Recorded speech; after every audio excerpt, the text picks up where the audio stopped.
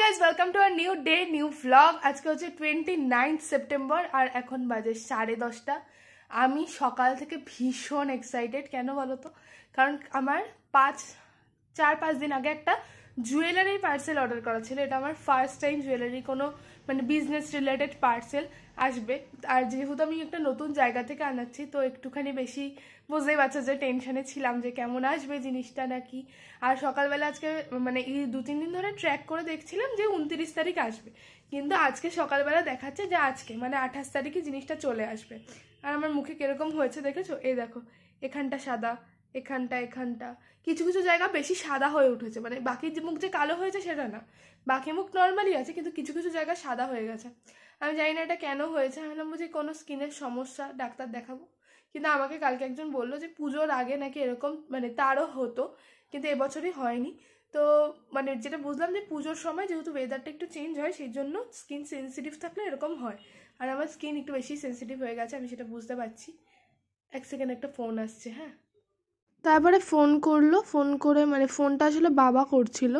তার কারণ হচ্ছে এই যে আমার ডেলিভারি এটার না কন্ট্যাক্ট নম্বরে বাবার নম্বরটা দেওয়া ছিল, তো সেই জন্য বাবার কাছে ফোন এসেছে। এই মাত্র পার্সেলটা এসেছে আর পার্সেলটা ডেলিভারি দিতে এসেছে দেখি ফোনটা এলো, বললো যে পার্সেল চলে এসেছে।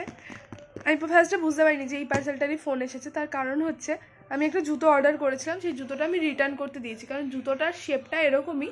আমার পাটা না খুব মানে ছেলেদের পা যেমন চওড়া হয় আমার পাটাও সেরকম, তো সব রকম জুতো আমি পরতে পারি না। চলে এসেছে, এটাকে আমি এখন আনবক্সিং করব, করে আমি নিজের মতো নিজে দেখবো, তোমাদেরকে আমি এখন দেখাবো না, কারণ আমি এটাকে নিয়ে একটা লাইভ করব, লাইভ জুয়েলারি স্পেশাল লাইভ। তো আশা করি এই ব্লগটা লাইভ হওয়ার আগে তোমরা সেই জুয়েলারি স্পেশাল লাইভটা অলরেডি দেখে নিয়েছো। আমি ভীষণ এক্সাইটেড এটাকে আনবক্সিং করার জন্য। এটার মধ্যে আমার প্রায় কত টাকা জিনিস, 1500 না 2000 টাকার জিনিস আছে। এটাকে আমি এখন আনবক্সিং করব আর তোমাদের সাথে দেখা হচ্ছে। আর কখন আমি জানি না, আপাতত আমি তাড়াতাড়ি যাই, গিয়ে ফটফট করে খুলে দেখি যে ছবির জিনিসগুলো সামনে ঠিক কতটা সুন্দর লাগছে। সবে আমি এটা আনবক্স করতে যাবো, মা দেখি তখনই আমাকে সকালবেলা খেতে দিয়েছে। মানে এটা হচ্ছে আমার আর বোনের। আর এই দেখো খাটের কি অবস্থা, কারণ অলরেডি একজন কিছু প্রোডাক্ট দেখতে চাইছিল, আমি সেগুলোকে বার করে করে দেখাচ্ছিলাম। তো এই যে সেজন্য খাটে অলরেডি একটা মেস ক্রিয়েট হয়ে গেছে। আর বাবা না আজকে বাড়িতে নেই, বাবা আর বাবার বন্ধুরা গেছে। পুজোর আগে বাবারা প্রত্যেক বছর বাচ্চাদের জামা কাপড় দেওয়া মানে কিছু যাদের নিডি পিপল তাদেরকে জামা কাপড় দিতে যায়, তো সেই জন্যই বাবারা গেছে আজকে। আর বাবা এরকম না, যতদিন বাড়ি থাকে না বাবা সবসময় মাকে বলে দিয়ে যায় আমাদের ভালো কিছু বানিয়ে দেওয়ার জন্য, কারণ বাবার বাড়িতে না থাকলে আমাদের মন এমনিই ভালো থাকে না। কারণ সেদিনকে সকাল থেকেও আমাদের এমনি মন ভালো ছিল না, বাবা ওই 7টার মধ্যে বেরিয়ে গেছে। তাই মা আজকে বানাচ্ছে হচ্ছে পোলাও আর চিলি চিকেন বানানোর আগে যে ফ্রাইগুলো হয় না সেগুলোই আমাদেরকে খেতে দিয়েছিল। ব্যাস, খাওয়া দাওয়ার পর্ব কমপ্লিট। এবার আমি আনবক্স করব। এই যে এই টাইমেও আমি খুব টেনশনে ছিলাম যে এত মোটা করে বাবল র্যাপের লেয়ার দিয়েছে, কারণ কি জিনিস কি আদৌ আছে পুরোটা। আর এরা বলেছিল যে আনবক্সিংয়ের সময় পুরোটা একটা ভিডিও করতে। আমি আর আনবক্সিং করবো কি, বাবল র্যাপ ফাটাতেই পাগল। যাই হোক, এখন এই যে সব কিছুই ঠিকঠাক এসেছে বলে মনে হচ্ছে। একটা স্লিপও পাঠিয়েছে, সেই স্লিপটার সাথে এবার এগুলোকে মিলিয়ে নেওয়ার পালা। অলরেডি বোনের ততক্ষণে বাবলটা ফাটানো শুরু হয়ে গেছে। আমি বললাম না যে প্রায় 2000 টাকার জিনিস, এখানে না অর্ধেক জিনিস এসেছে, আর অর্ধেকটা এখন আসেনি। আমি বুঝতে পারলাম না কেন, আমাকে আবার কথা বলতে হবে, কারণ আমার কিন্তু ফুল পেমেন্টই করা। দেখছি কি হয় না হয়। এই চুড়িটা আমার এত পছন্দ হয়েছে, এটা 4 জোড়া এনেছি, 4 জোড়াই অর্ডার মানে অলরেডি অর্ডার হওয়া। তো এই চুড়িগুলো সবে আউট অফ স্টক। কানেরগুলো পরে দেখিনি, লাইভে একেবারে পরে দেখাবো। ইনিশিয়ালি ভেবেছিলাম যে আজকেই লাইভ করব, মানে যেদিন এই পার্সেলটা রিসিভ করেছি। তো সেই জন্য এখন আমি শাড়ি নিতে এসেছি, কারণ তোমরা তো জানোই যে নিচতলার আলমারির জিনিস অলরেডি ফাঁকা করে আমরা দোতলায় নিয়ে চলে গেছি। এই হচ্ছে, ঠিক আছে, আমাদের এখানকার মেস না, ঠিক দেখ সর। এই একদিকে খাটের ভিতরের জিনিস, আর এই হচ্ছে আমাদের আলমারির জিনিস। হ্যাঁ, আমি লাইভ করব সেই জন্য একটা শাড়ি পরবো, যেহেতু জুয়েলারি লাইভ করব। আর এটা হচ্ছে আমাদের কি যেন রে বলে এটাকে, ওভেন স্টোভ। যাই হোক বুঝতে পারছো ওইটা, এই জিনিসটা এটা এখানে সেট করা হয়নি, নতুন এটা। আমি আজকে পরবো হচ্ছে কোন শাড়িটা সেটা আমি এখন খুঁজে পাচ্ছি না। ওই শাড়িটা পরবো, ওই শাড়িটা নিয়ে আয় তো বোন। ওই যে হ্যাঁ, আস্তে করে টানবি। এই শাড়িটা খুব সুন্দর, আমি কোনোদিন পরিনি মায়ের এই শাড়িটা। মাকে জিজ্ঞাসা করেছি যে এটা মা পরবো, মা বলে হ্যাঁ পর। মায়ের অত ইয়ে নেই যে এটা পরতে দেবে না সেটা পরতে দেবে না। এটা আমার কোলাবোরেশনে পাওয়া শাড়ি ছিল। এই যে এই শাড়িটা, এটা দেখতে এরকম লাগছে ওপরটা, কিন্তু এই বিষয়টা কুচিতে যায়। এমনি ওভারঅল শাড়িটা অনেক বেশি সুন্দর সাদার ওপর। এবার এইটার ব্লাউজ খুঁজতে হবে এখান থেকে। ওই যে ওই শাড়িটার ব্লাউজ পিস হচ্ছে এই যে, এটা বানানো নেই মা বললো। মা যে ব্লাউজটা দিয়ে পরে সেটা আমি পরতে পারবো না। এইটা একমাত্র আমার পার্সোনাল, এইটার সাথে ম্যাচ করবে এরকম কিছু একটা পরতে হবে। তারপরে আমি কয়েকটা অপশানের শাড়ি ব্লাউজ এগুলো সব নিচে নিয়ে চলে এলাম। আর আমি না দোতলায় গিয়ে দেখি যে আলমারির জিনিসের সাথে আমি বাবা মায়ের বিয়ের অ্যালবামটাও তুলে নিয়ে গেছি, আর আমি সেটা খেয়ালই করিনি, তাই একটুখানি নিয়ে এলাম। আমার এত ভালো লাগে মা বাবার বিয়ের অ্যালবামটা দেখতে। এই যে দেখতে পাচ্ছ, ইনি হচ্ছেন আমার মামা বাড়ির দাদু। আর বাবাকে দেখেছ কি রোগা ছিল, মা তো মানে পুরো বাচ্চা বাচ্চা একটা মেয়ে টাইপের ছিল দেখতে। মায়ের এই ছবিগুলোর সাথে তোমরা টিনা দিদিকে রিলেট করতে পারবে, তোমরা যারা এর আগে টিনা দিদিকে দেখেছো। এটা হচ্ছে বাবার বন্ধুরা। এই যে মায়ের ছবি, আর পিছনে যাকে দেখতে পাচ্ছ তিনি হচ্ছেন আমার বড় মা, মানে আর কি বড় জেঠি। আচ্ছা এই যে তারপরে স্নান টান করে আমরা বসে পড়েছি খেতে। দেখতেই পাচ্ছ কি লোভনীয় টাইপের দেখতে হয়েছে। মা তো চিলি চিকেনটা অসাধারণ বানায়, মানে বেশ কয়েক বছর জন্মদিনে বড় হওয়ার পরেও মানে প্রত্যেক বছর আমার জন্মদিনের মেনু হতো ফ্রাইড রাইস আর চিলি চিকেন। তারপরে তো সারাদিন মিলে আমি বোন মা লেদ খেলাম, গল্প করলাম, এই করেই কাটিয়ে দিলাম। এবার আমি তোমাদের সাথে যেটা শেয়ার করব সেটা একটা পুরনো ভ্লগ। আমি তোমাদেরকে আগের দিনের ভ্লগেই বললাম না যে এই ভ্লগগুলো, এই ক্লিপগুলো আমি অনেক কষ্ট করে মানে ভিড়ের মধ্যে ঠেলে ঠুলে তুলেছি। তো তোমাদের সাথে অল্প অল্প করে তো আমি এগুলো শেয়ার করবই। এটা যেটা দেখতে পাচ্ছ এটা অনেক আগের, ঠিক আছে? 12-15 তারিখে সেপ্টেম্বর মাসে আমাদের শোটা ছিল হচ্ছে চুচুড়াতে। আর এই দিন সিদ্ধান্ত দাদা, রিমিতা দিদি, রুবান দাদা, রিয়া দিদি কেউ যেতে পারেনি, মানে মেয়েদের মধ্যে গেছিলাম আমি, মানে আমাদের বাচ্চাদের মধ্যে গেছিলাম আর কি, আমি আর রাই দিদি আর আমার বোন। তো এইখানে আমরা রেডি হয়ে বেরিয়ে গেছি। আমাদের বাস ধরে যাওয়ার কথা ছিল, যেহেতু চুচুড়া যাব, তো এখান থেকে সোজা ফার্স্টে নৈহাটি, তারপর নৈহাটি থেকে চুচুড়া, এরকমই প্ল্যানিং ছিল।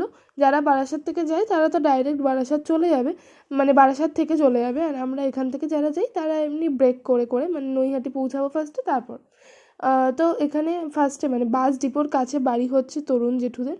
তো তরুণ জেঠুকে ঠিক করেছে যে মানে কোন টাইমে বাসে টাসে যাওয়া হবে সেই অনুযায়ী গ্রুপে আপডেট দেওয়া হচ্ছিল। এই সময় আমরা মানে আমাদের একটা এক্সপেক্টেড টাইম বলে দিয়েছিল, তো আমরা এখানে বেরিয়ে গেছি। দেখতে পাচ্ছ আমরা তিনজন তো ইউনিফর্ম পরি, আর মা তো পরে না, যেমনটা জানোই, কারণ মা তো এখনও অবধি অভিনয় করে না।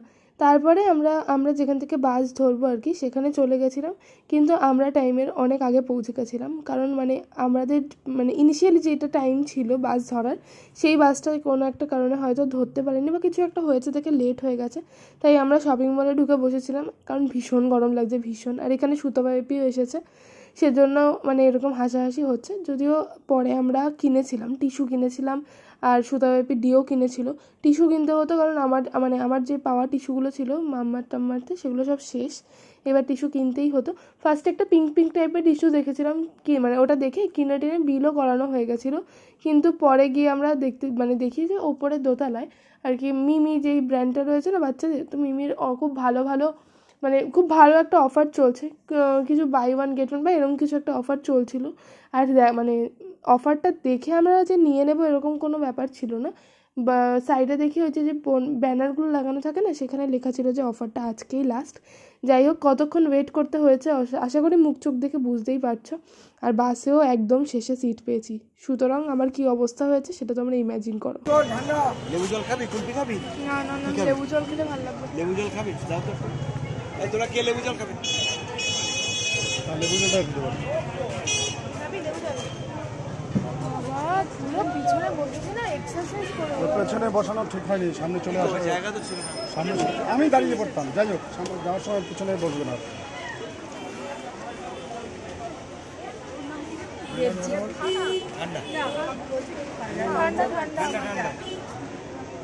এইখানে দিয়া নাই। আরে ওর জন্য আজকে জার্নিটা আমাদের বৌমা। আরে তুমি বাবাকে বললো, বাবা ওই জন্য তোর আজকে মন খারাপ? নিয়েছিস? একেবারে ঠান্ডা কম হলেই না হলেই নয়। একদম ঠান্ডা না হলেই নয়।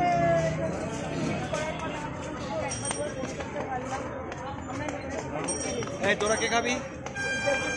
তুমি খাবে? আমরা কেউই জানতাম না যে আমরা যেই রাস্তাটা দিয়ে যাচ্ছি যে সেই রাস্তাতেই নৈহাটির বড়মার মন্দিরটা রয়েছে। তো আমাদের মধ্যে একজন আন্টি রয়েছেন, সে বললো যে ওই রাস্তাতেই নাকি মন্দিরটা পড়ে। তো আমরা সবাই হাঁটতে হাঁটতে মানে দেখছিলাম যে কোথায়, আর সামনে পুজো না, সেই জন্য এই রাস্তাটায় কত দোকান দেখতে পেরেছো আর কত রকম জামা কাপড়। বাবারা অলরেডি অনেক আগে এগিয়ে গেছে, মানে বাবা, তরুণ জেঠু, ঋতব্রত এরা সব এগিয়ে গেছে। কিন্তু এই মানে যাওয়ার পথে মন্দিরে আমি, সুতপা পিপি, মা, বোন, পিঙ্কি আন্টি এরাই ঢুকতে পেরেছিলাম। দেখতেই পাচ্ছ আমরা আর মানে একদম ভিতর অবধি যেতে পারিনি আর কি, যেহেতু আমাদের টাইমের ব্যাপারটা ছিল।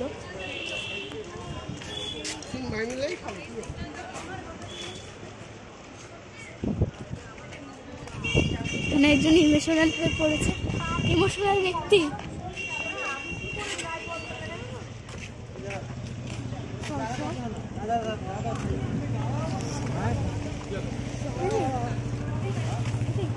আই হোপ তোমরা বুঝতেই পেরেছো যে কি হলো। যাই হোক, তো নৈহাটির ওই স্টেশন রোড না, সরি স্টেশন রোড না, মানে বাসে করে যেখানটায় নেমেছিলাম সেই রাস্তাটা বরাবর সোজা আমরা হেঁটে চলে এলাম।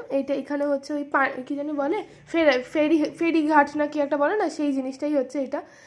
আমরা উঠে গেছি। আমরা তো মামাবাড়ি যাওয়ার সময় অল টাইম এরকম নৌকায় উঠি, তো মানে মামাবাড়ি যাওয়ার সময় ছাড়া আর অন্য সময় কখনো ওঠা হয়নি, এই ফার্স্ট টাইম উঠেছি। আর দেখতেই তো পেলে যে বাসে করে এসে কীরকম শরীরের মধ্যে কষ্ট হচ্ছিলো গরমে, জার্কিংয়ে, আর বাসটাও একদম বিচ্ছিরি ছিল। তো এখানে নৌকোতে উঠে হাওয়া লাগছিলো যা, তখন গিয়ে শরীরটা ভালো লাগছিলো। তো এই যে আমরা নেমে পড়েছি চুচুড়াতে। আর ওখানে যারা মানে টোটো নিয়ে দাঁড়িয়েছিলেন তারাই বললেন যে আমরা যেই মানে আমাদের লোকেশনটা বলার পর আমাদেরকে বললেন যে টোটো নেওয়ার দরকার নেই, এই রাস্তা ধরেই জিজ্ঞাসা করতে করতে হেঁটে যান, দেখবেন একটুখানি, কারণ টোটো করে যাওয়ার মতো রাস্তা না আর কি, কাছাকাছি। তো আমরা তো এতদিন মিলে গল্প করতে করতে ঠিক পৌঁছেই গেলাম। আর সামনে যখন তরুণ জেঠু রয়েছে তখন তো রাস্তা ভুল হওয়ার কোনো চিন্তা নেই। তরুণ জেঠু খুঁজতে আমাদেরকে নিয়ে গেছে। আর আমরা এখান থেকেই শুনতে পাচ্ছিলাম যে গান টান বাজছে, মানে গান বলতে আর কি, মানে আমাদের প্রোগ্রামটা একদম শেষে ছিল। ওদের ওখানে প্ল্যানিং ছিল যে নিচে, তারপর জমায়েত, আর সেই জমায়েতটা শেষেই ছিল আমাদের মানে আমাদের প্রোগ্রামটা আর কি, আমাদের নাটকটা।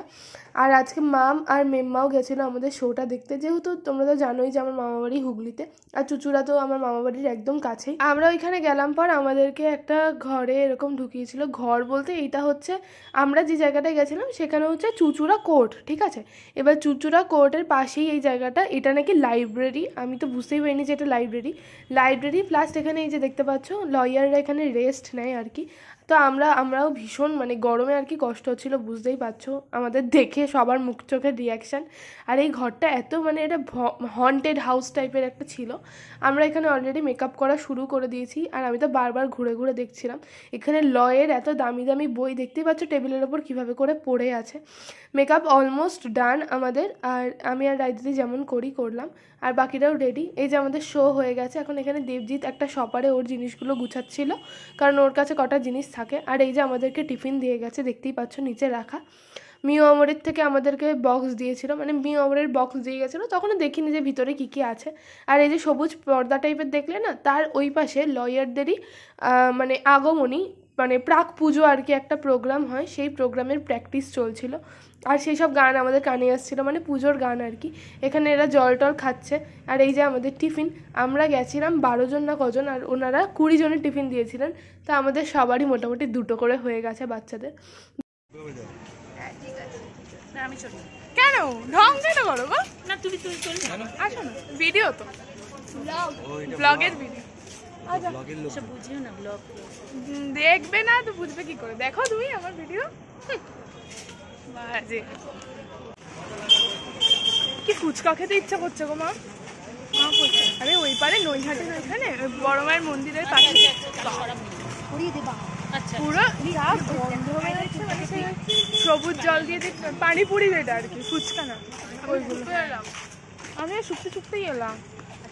আমাদের হয়ে গেছে, যদিও মামদের সাথে যখন দেখা হয়েছে সেই সময়ের কোনো ক্লিপ আমি তুলতে পারিনি। এখানে আমি আর রাজদিদি কী নিয়ে আলোচনা করছিলাম, এখানে আমি ভয়েস মেসেজ শুনছিলাম, কারণ আজকে যারা আসেনি আর কি আমরা তাদেরকে না লোভ দেখানোর জন্য আমাদের যে টিফিন দিয়েছে সেই টিফিনের ফটো গ্রুপে পাঠিয়েছিলাম। কিন্তু তখন দেখি যে ওরাও সবাই মিলে একসাথে বিরিয়ানি খাচ্ছে, তো মানে লোভ দেখাতে গিয়ে আর কি অলরেডি আমাদেরই অবস্থা খারাপ হয়ে গেছে, আমরা লোভ দেখানোতে সাকসেসফুল হইনি। যাই হোক, কথা বলতে বলতে আবার ফেরিঘাটে চলে এসেছি, আর নৌকা না তো লঞ্চে আর কি উঠেও পড়েছি। এটা পার করে মানে চুচুড়া থেকে আমরা এই যে নৈহাটি আবার চলে এসেছি। আবার এইখানে যাওয়ার পথে বাবা আবার মন্দিরে ঢুকেছিল, মানে বাবা ঢুকেছিল মানে আমিও ঢুকেছিলাম, কারণ যাওয়ার পথে বললাম না বাবারা তো এগিয়ে গেছিলো, ওই জন্য তো বাবারা দেখতে পাইনি। আর এখান থেকেই রায়দিদিরাও আলাদা হয়ে যাবে, আমরা আলাদা দিকের বাসে উঠবো, মানে আমরা আমাদের বাড়ির দিকের বাসে উঠবো, ওরা বারাসাতের দিকের বাসে উঠবে। আমরা একদম মানে মেইন যে ডিপো সেইখানে যাব ঠিক করেছিলাম, নইলে এতজনের না সিট পাওয়াটা কষ্টসাধ্য ব্যাপার, আর সিট না পেলে এতটা রাস্তা যাওয়াটা আরও বেশি কষ্টসাধ্য ব্যাপার, কোমর টোমর ব্যথা হয়ে যেত। আর বাসে উঠবো দেখতেই পাচ্ছ কী কী নিয়েছি, কারণ আমি আসার পথেও নিয়েছিলাম, জোয়ান টোয়ান নিয়ে এসেছিলাম, কিন্তু তাতেই আমার যা অবস্থা হয়েছে, তাই যাওয়ার সময় নো রিস্ক একদম বেশি বেশি করে নিয়ে নিয়েছি। আর সামনের দিকে সিটে সবাই বসেছি দেখতেই পাচ্ছ। আমি বাসে উঠে আমার টিফিনটা খেলাম, মানে আমার সেকেন্ড টিফিনের বক্স থেকে টিফিন খেলাম। এইভাবেই কাটলো, আর তোমাদের সাথে দেখা হচ্ছে আবার কাল। টাটা।